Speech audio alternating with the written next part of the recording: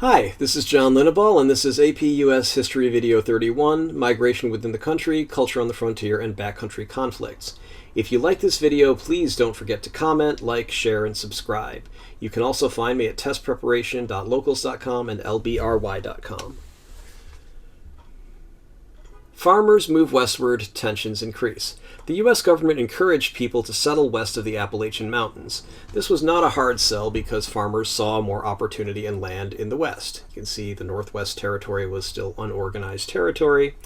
And so people left the coast. Notice there was just the one coast, the East Coast, because the West Coast didn't belong to the United States yet.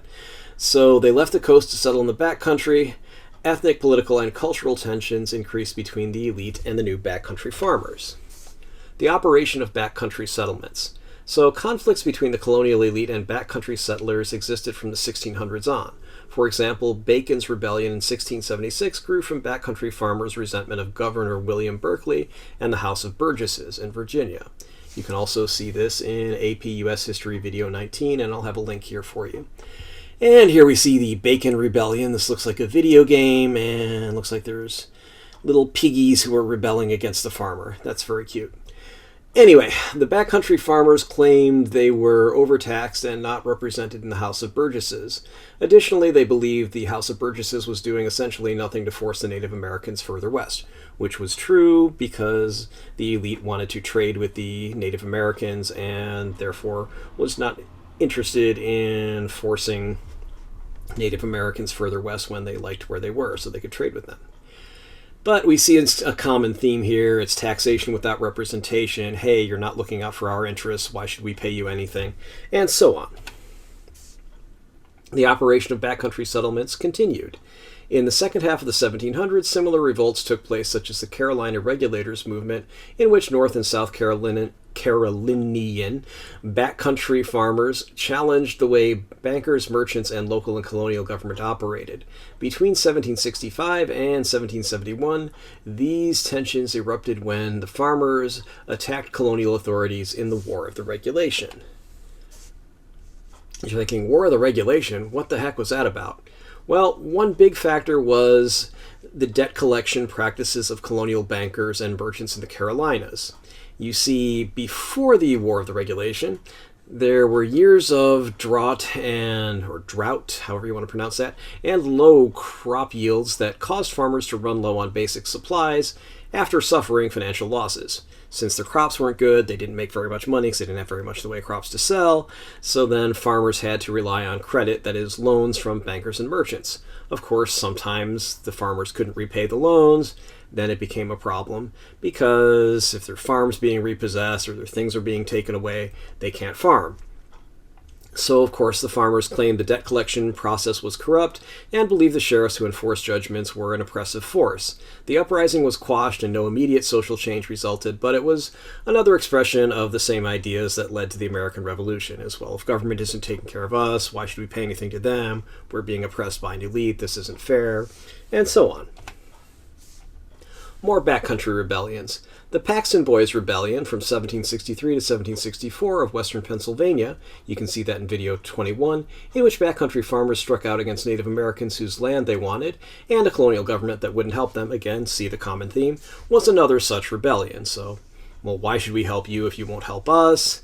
So the Paxton Boys Massacre happened when they were attacking Native Americans. Probably in this case, it looks like they attacked a tribe that was an easier target rather than the ones that were actually responsible for whatever problems they had. And realistically, Paxton Boys Massacre was problematic, to say the least, because we're not sure that the Native Americans actually were responsible for anything. But we can take a look at that in video 21 if you want to take a look at that. After the Revolutionary War, Shays' Rebellion in western Massachusetts from 1786 to 1787 against taxation, debt, and lack of access to hard currency, you can see that in video 24, was one factor that led to the Constitutional Convention. The Articles of Confederation didn't provide for an effective military of the kind that would be needed to put down such rebellions, so it took a lot longer than it should have to put down the rebellion. And here we see a little entry about Shays' Rebellion. A severe economic depression hit the U.S. in the mid-1780s. An economic depression is defined as a period when business activity slows, prices and wages drop, and unemployment rises. As the depression deepened, there was widespread despair and anger. If you're not able to make a living, you're going to be pretty desperate and pretty angry. When times are bad and people feel they're not being heard or treated fairly, some of them rebel. Doesn't matter whether they're right or wrong, people who feel that they're not being treated fairly and they're having trouble making a living and it doesn't seem like the government cares, or it seems like the government is actually causing the problems, you get rebellion against the government, like these Capitol protesters in the big Trump rebellion here. Basically, these are people who felt that the government was acting as an oppressive force and treating them badly, and etc. They were wrong, and what they did was wrong, but you can see a pattern here. So if people are treated badly, then they're going to rebel in some way. And so it's always good to have an open ear and try to make sure people actually have enough information and common sense, and thus stupid rebellions like this Capitol attack don't happen again. All right, anyway, let's move on. The Whiskey Rebellion. I know, it's a good band name. I think it is actually a band name. But anyway, even after the Constitution was ratified, there was still a rebellion against government authority in 1794. Western Pennsylvania farmers protested the excise tax on whiskey. So it's kind of a sin tax. It's kind of, tax on products. Okay, whiskey is something that's problematic, so we're going to tax that to raise money and maybe mitigate some of the effects that alcohol has on the country, etc. At this time, it was mostly just to raise money.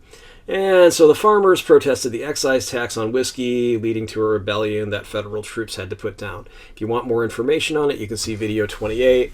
But again, you can say, defiance of new country, the federal government imposed an excise tax on distilled spirits. Many farmers sold their products, including whiskey, for cash, and resented this, in quotes, income tax on their work. Since coins and currency were scarce, whiskey also served as an important medium of exchange for the commerce of bartering. In other words, whiskey was kind of an impromptu money, currency that they could use. So Western Pennsylvania farmers refused to pay the tax and attacked the collectors sent from the government. And so here's the flag below that was used in the brief protest, which ended when General Washington called out 15,000 militiamen from 5 states. So Washington definitely said, just like Cartman, "Respect my authority." Okay, he didn't literally say that, but basically he wanted people to respect his authority. And again, there's a pattern here. People are going to say, well, taxation without representation is tyranny. That started the American Revolution, remember. Oppressive government, unfair financial rules, and an unfair economic system. So people who were actually doing the farming and growing things and distilling whiskey, etc., were like, I'm not sure all these fat cat bankers should get all my money. This doesn't seem fair. So it's pretty much the same pattern in any rebellion or revolution. When people are having a hard time getting by and they see that there's some oppressive class that appears to be keeping them down, they're going to rebel, and you get things like this. Planning the Northwest Territory. Congress, under the Articles of Confederation, set the procedure for adopting new states by passing the Northwest Ordinance. The Northwest Territory was a huge land area between the Appalachian Mountains and the Mississippi River. So Appalachian Mountains kind of go through here. Mississippi River is over here. And after the Revolutionary War, several states laid claim to huge chunks of the Northwest Territory. Virginia claimed all the land north of the Ohio River, so that's pretty much the whole Northwest Territory. And New York claimed a gigantic portion of the West, including areas that were also claimed by Virginia. So we've got a conflict going on right there. Others, such as New Jersey and Maryland, had no claims, and Maryland refused to ratify the Articles of Confederation until the Northwest Territory became a federal domain. Congress convinced the claiming states, that is, New York, Virginia, etc., to do just that in 1781.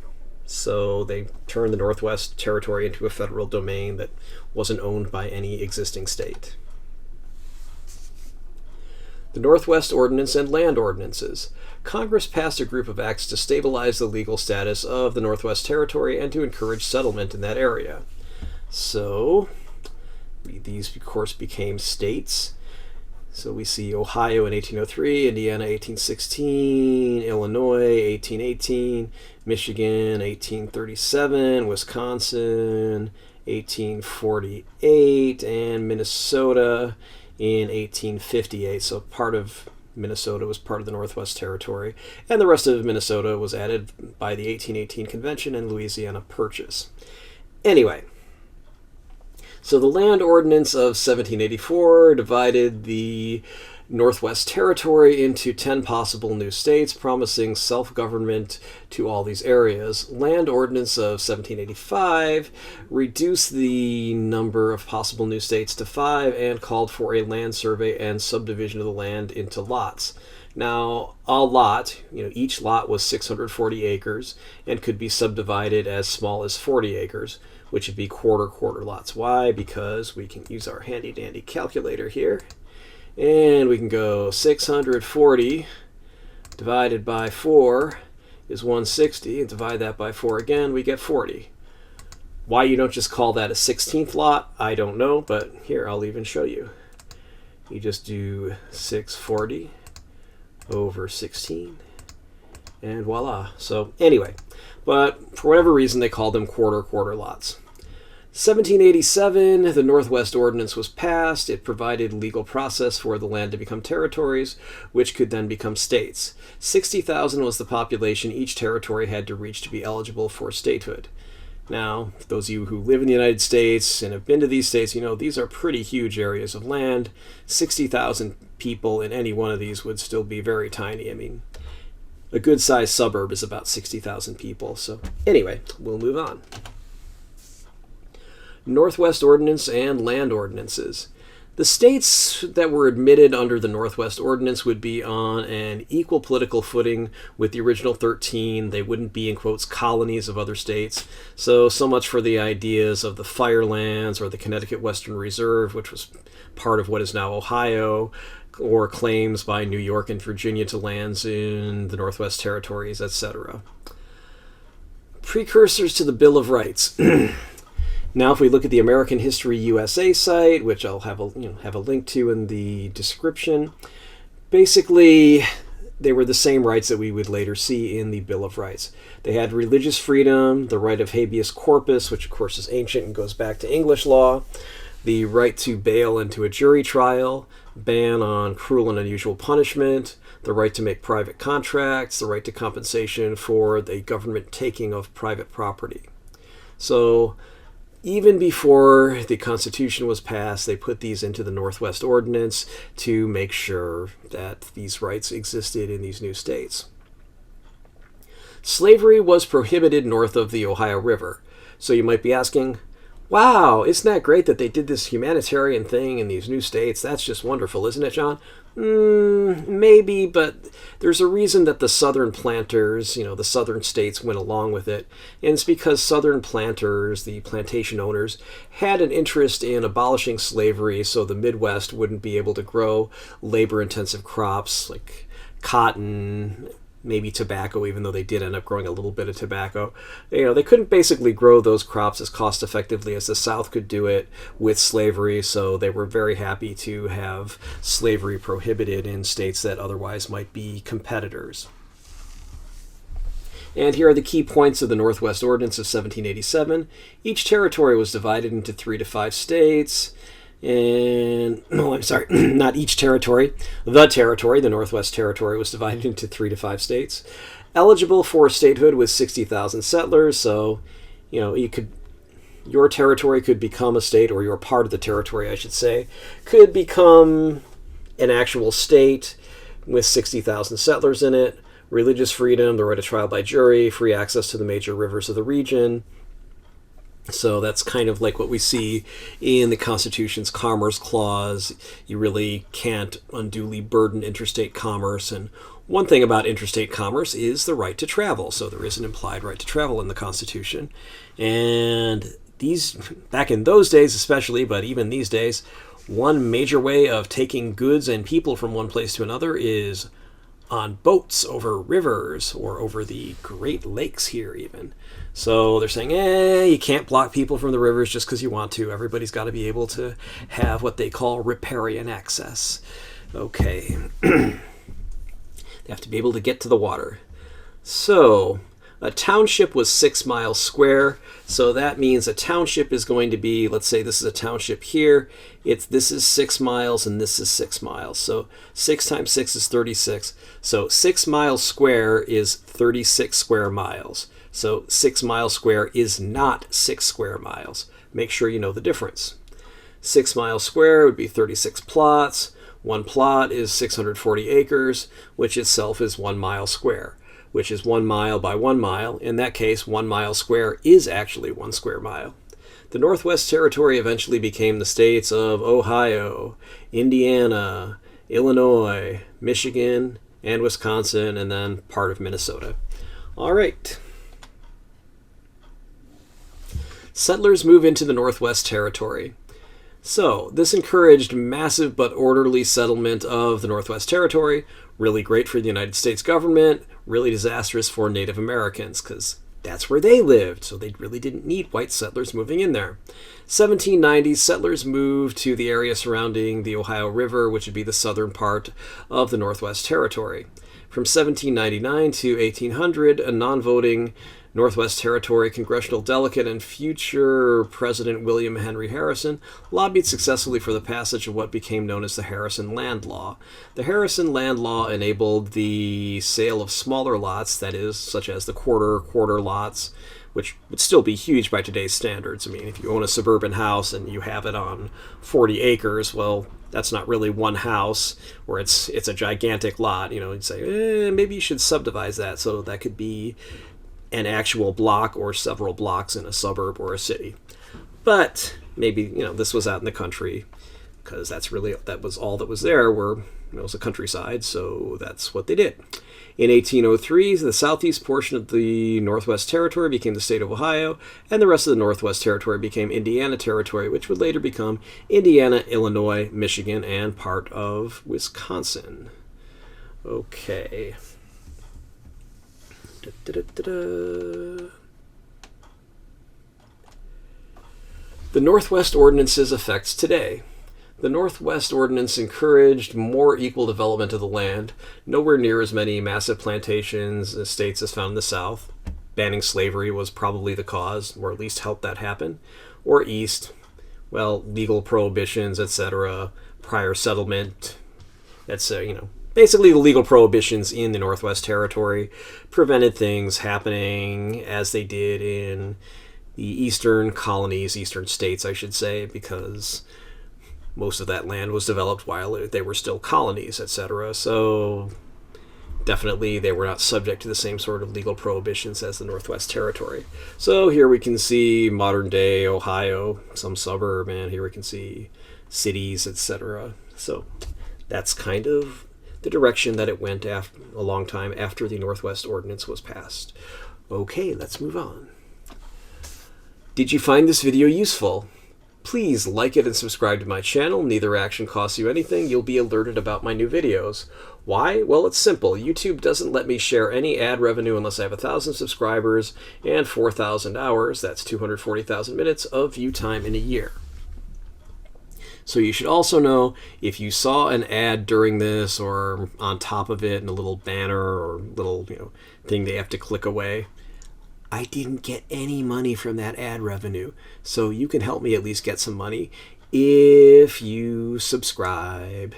And also by watching these. While many people are watching these, I don't have 4,000 hours of watch time.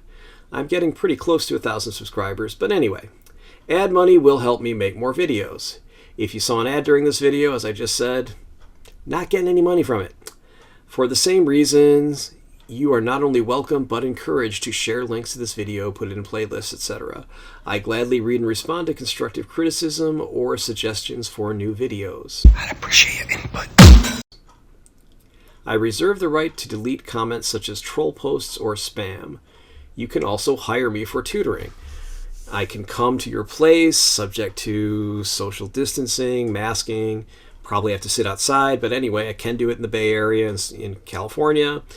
And of course, I can do it anywhere in the country through Zoom or anywhere in the world through Zoom.